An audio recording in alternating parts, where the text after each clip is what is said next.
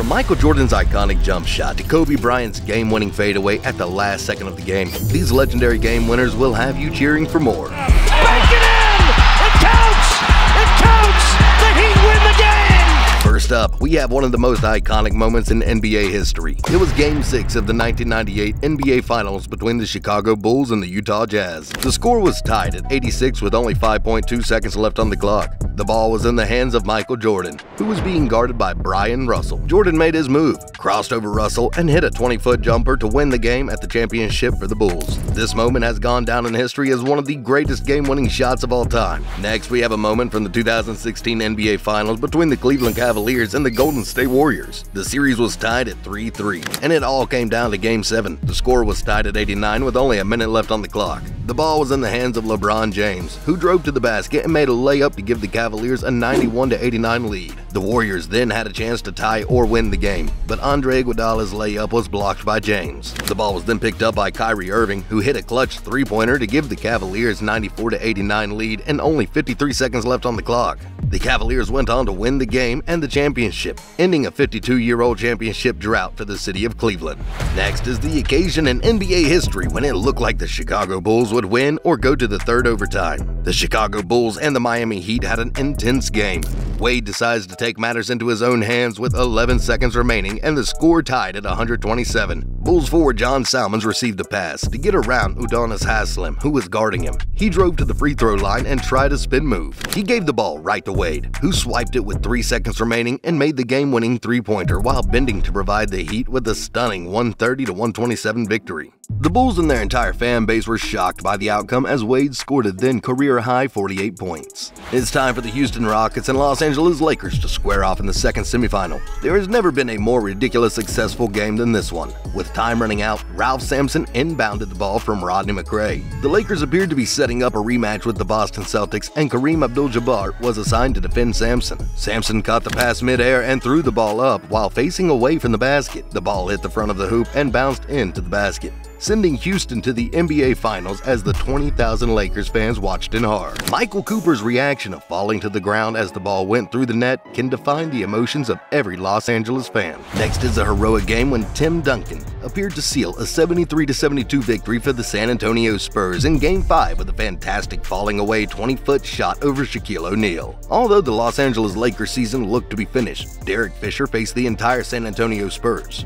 With only 0.4 seconds remaining, the Lakers had little time to get off a good shot at a victory. Spurs doubled up on him to prevent Kobe Bryant from getting any sort of shot off, but Gary Payton spotted Derek Fisher cutting toward him with an opening. Fisher received the ball and threw it up as soon as he got it, and despite Ginobili's best efforts, the shot went in, giving the Lakers a 74-73 victory and a trip to the NBA Finals. Fisher and the Lakers sped to the locker room after the game to avoid passing through the Spurs' devastated fans.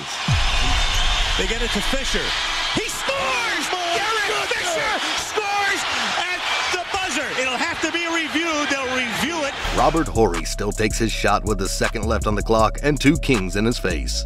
If the Lakers had lost, it would have put them in a potentially fatal 3-1 hole in the series. Kobe Bryant missed his first attempt to tie the game, and the ball ended up in the hands of Shaquille O'Neal, who also missed an easy layup. Horry has done this before, so it's not a big deal to him. From a clutch jumper in the 1995 Western Conference Finals as a member of the Houston Rockets to a late 3 in the 2007 first round as a member of the San Antonio Spurs, Horry has made a career by hitting big shots in the postseason, but none have been as devastating as the one on May 26, 2002. After leading 99-97 in the fourth game of the Western Conference Finals, the Kings lost 100-99 on a shot by Robert Horry. The series would proceed to a decisive Game 7, which Los Angeles would win to claim their third consecutive NBA title.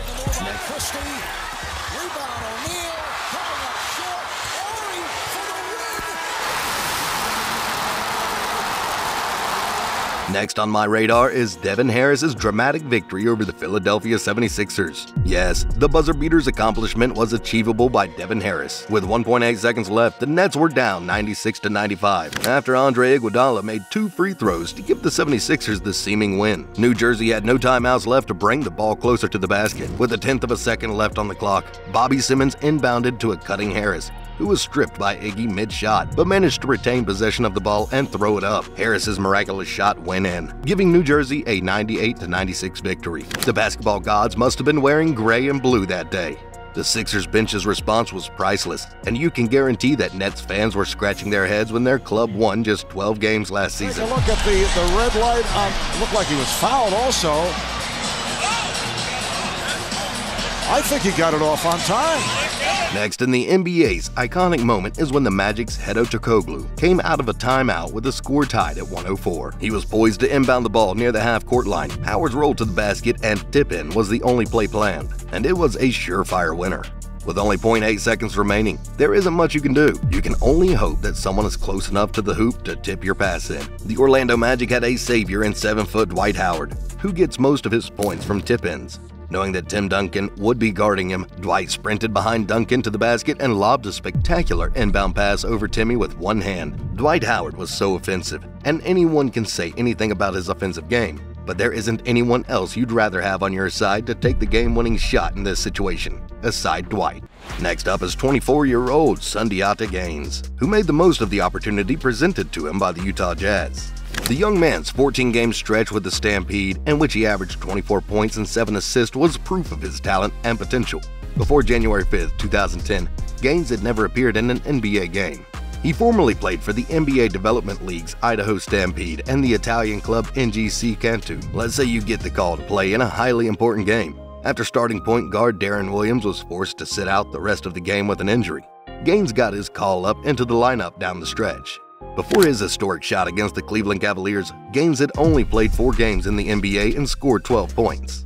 With 5.6 seconds left and the Cavs holding a 2-point lead, he had made both field goal attempts and 6 points when the Jazz inbounded the ball. With a second left on the clock, with Anthony Parker draped all over him, the ball was initially transferred to sharpshooter Kyle Korver, who then passed it to Ronnie Price, who then passed it to Gaines, who shot the ball from beyond the arc.